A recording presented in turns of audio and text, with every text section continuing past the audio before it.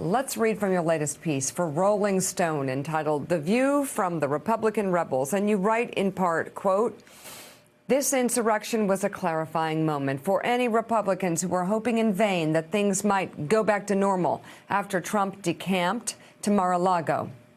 For 4 years, this shrinking cadre of normie Republicans fed the conspiratorial insanity that led to the insurrection in ways big and small because they believed that's what was needed in order to survive. As someone who was in their shoes not too long ago, to me, the choice is simple.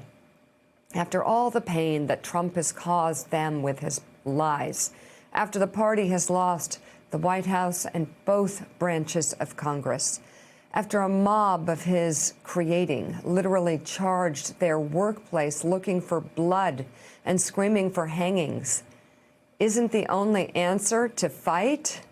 Tim, continue with your thought. Where does this go from here? Why is it so hard to say, Marjorie Taylor Greene, what you have to offer is not what we need right now in the Republican Party?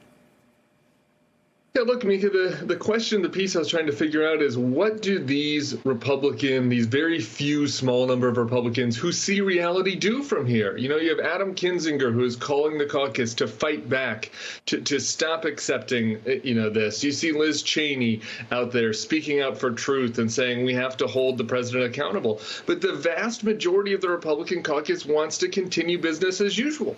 You know, there was that brief moment, as I wrote, maybe 24 hours, 48 hours, where Mitch McConnell and Kevin McCarthy were out there saying, no more of this. Even Lindsey Graham said that he'd seen enough of the president. But now, increasingly, they are all starting to go back to their old posture, which is that Liz Cheney is the one who's problematic. There's a vote today in the House conference to decide whether or not she should keep or lose her job.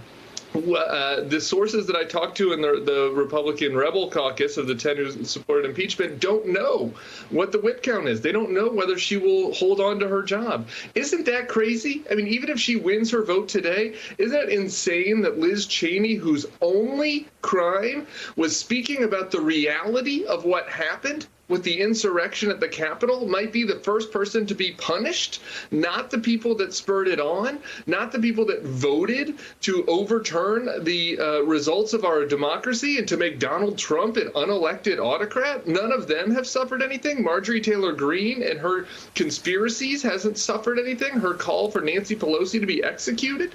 But Liz Cheney is on the chopping block today. Even if she survives it, I just think that reality shows the state of where things are in the party. And that's why if you are a Cheney or a Kinzinger or a Romney, your only choice is to fight back aggressively right now. Otherwise, you're going to get eaten by the Marjorie Taylor Greene QAnon base, just as Jeff Flake did, just as Justin Amash did. Hey, thanks so much for watching our YouTube channel. You can follow up on today's top stories and breaking news, or catch up on your favorite MSNBC shows all in one place. Download the NBC News app today.